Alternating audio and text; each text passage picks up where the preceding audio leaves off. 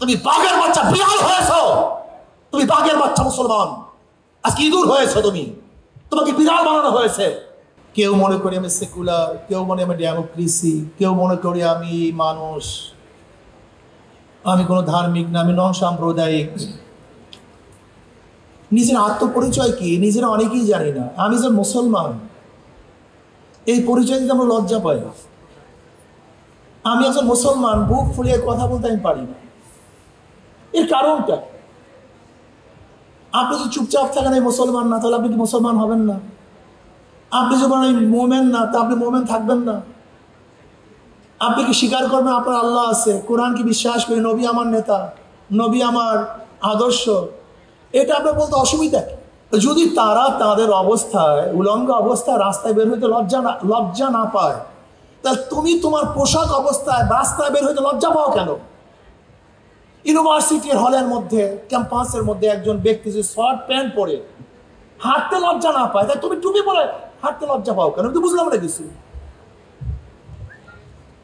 যদি একজন মেয়ে তার সেই সমস্ত বস্ত্রহীন অবস্থায় রাস্তায় বের হইতে লজ্জা না পায়, তাই তুমি একজন মুসলিম মেয়ে ভালো শালীন পোশাক অবস্থায় রাস্তায় বের হইতে লজ্জা পাও কেন?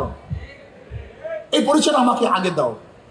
তুমি শেখ সাহেবের একজন নেতা, শেখ সাহেবের তুমি একজন সৈনিক, তুমি একজন জিয়াউর রহমান সাহেবের সৈনিক, তুমি এরশাদ সাহেবের সৈনিক।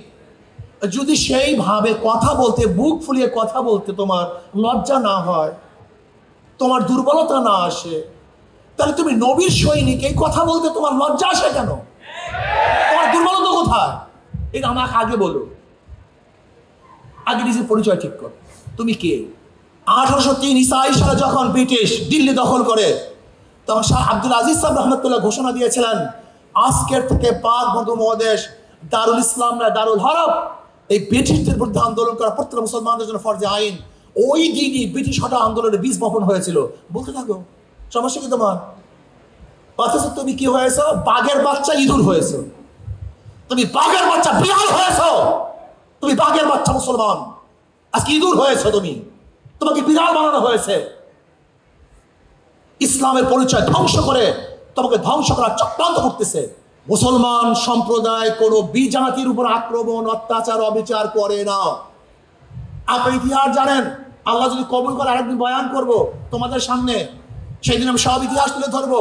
আজকে সংক্ষেপে বলতেছি, বাদশাহ আলমগীর রহমতুল্লাহ আলাই, বাদশাহ আলমগীর রহমতুল্লাহ আলাই পাক উপমহাদেশে 50 বছর শাসক ছিলেন। 1-2 বছর না, 50 বছর।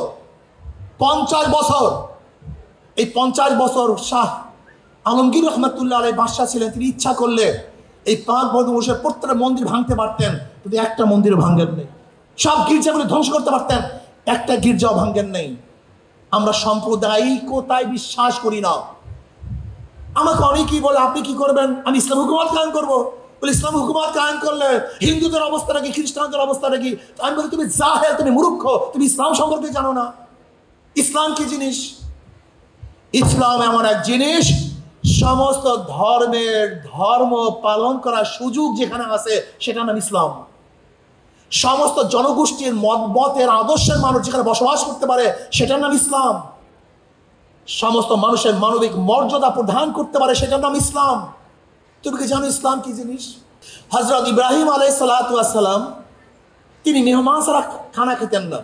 একদিন মেহমান নাই, একজন মেহমান পেলেন মুশরিক।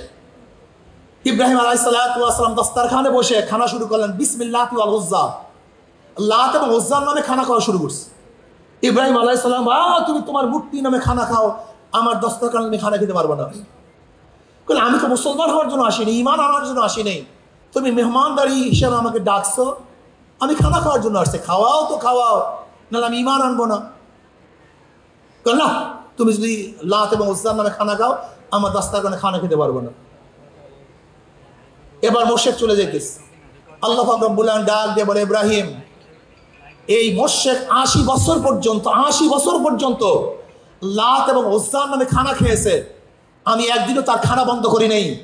আজকে তোমার সামনে বলার কারণে তুমি খানা বন্ধ করে দিয়েছো।